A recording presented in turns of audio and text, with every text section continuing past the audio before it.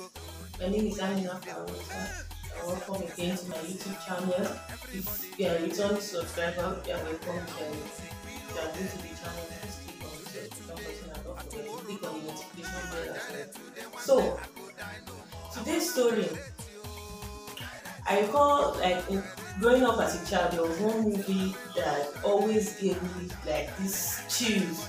Like after watching the movie, even going into the bathroom to pee, I was very scared.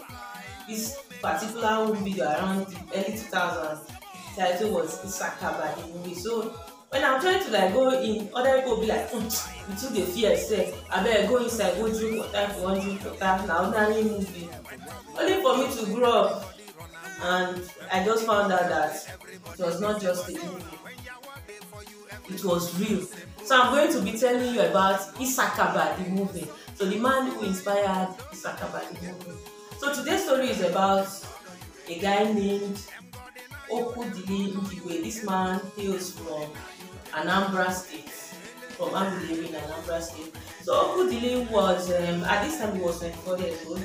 So this man, around 2001, this man was this is a man that unleashed a lot of terror on his home, his own people.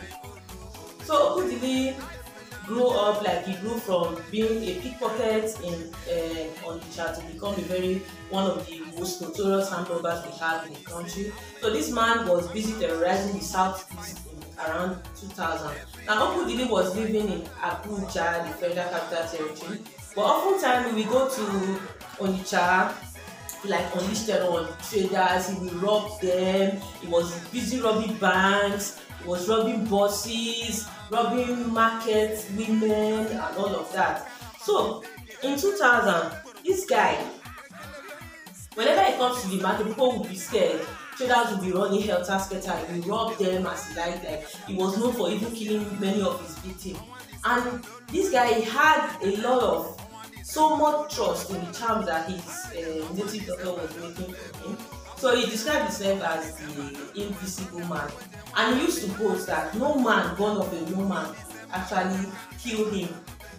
Now, one very important criminal in this story is another man named Chejina.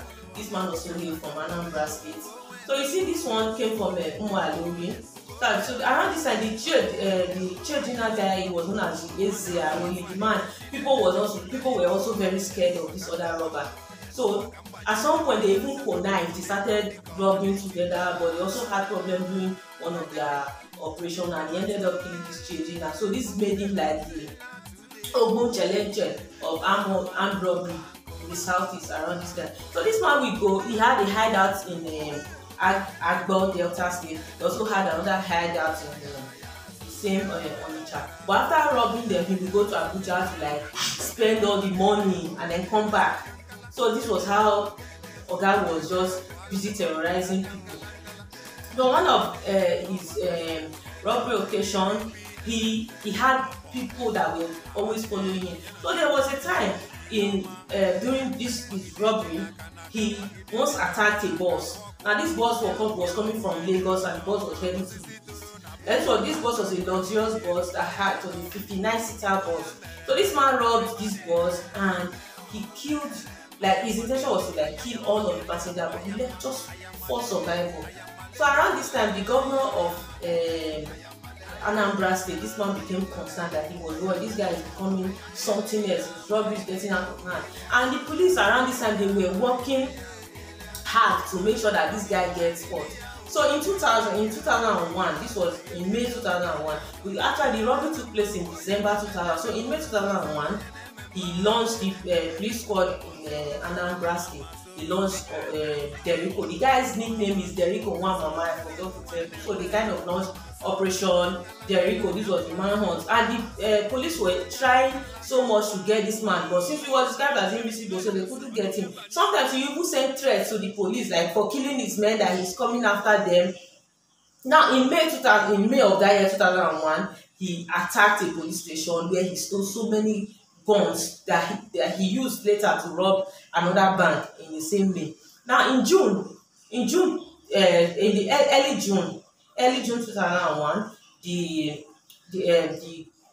police had to like bring the governor too had to like negotiate with some people. Then they were known as the Bakassi boys. So they came, they like discussed how they were going to like get this man. So on one very early morning, they attacked his home. They went to his home.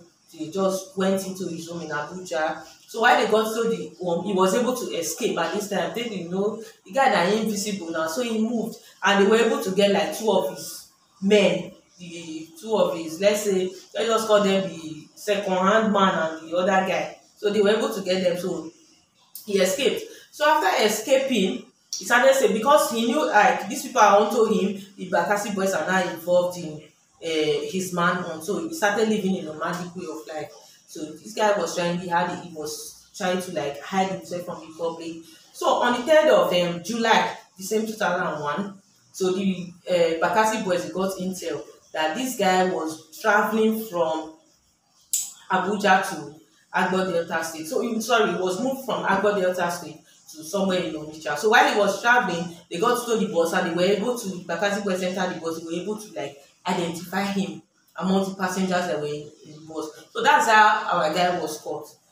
Now when this guy was caught, the police were like asking for them to like hand him over to them so that they can investigate him proper and then do so. The Bakassi boys were unwilling to release him. Reason being that they did not trust the cops to handle his case properly, so they refused. So 6 days after, this is in July 9, 2001. So they took him, they drove him in their car to the Ochanja market along the Iweka road there. So when they got to the market, the market women, they ran out, like they wanted to see the man that was unleashing terror on them. They wanted to see him. So he was there while he was kneeling on the floor. The Bakassi boys, they surrounded him. So they gave him the microphone to like speak to his people, to address his people. So when he got the microphone, he spoke in his language. He told them that his real name is Oku Dilim Diwe, and that he's an indigene, he's from the state like them, and they should please, that he's not a bad person, that he doesn't want to die, he hates violence, that the only thing that made people think that he's a strong guy was because he murdered Chiejina. He knows that he has killed a lot of persons, but at this time, dude was pleading for his life. He no one die, abeg, Mona no kill am na son of the soil. So that was it. And this market women, people came, they were so happy, they were cheering the Bakassi boy. So while he was pleading for his life, one of the guys, like, he just took the cutlass, it went up. Like, I could remember this scene from the movie. As the cutlass landed like this for ground there, that Derico head just land, follow the cutlass for head. Blood everywhere. So after that, they took him, they cut him into pieces. This has been described as one of the most gruesome, like, public display of justice in Nigeria's history. So this was how Derico Nwamama's life ended. So after he died, before he died rather, not much is said about his mom, but Derico's dad, he had a dad. His dad died at the age of 70. That was on the 5th of January 2020. Derico had a daughter as well, and the daughter is still alive today. He has brothers, they are alive and everywhere. He has been described as a real black sheep in his family. So that's it for me today, guys, on Derico Nwamama. Have a nice day.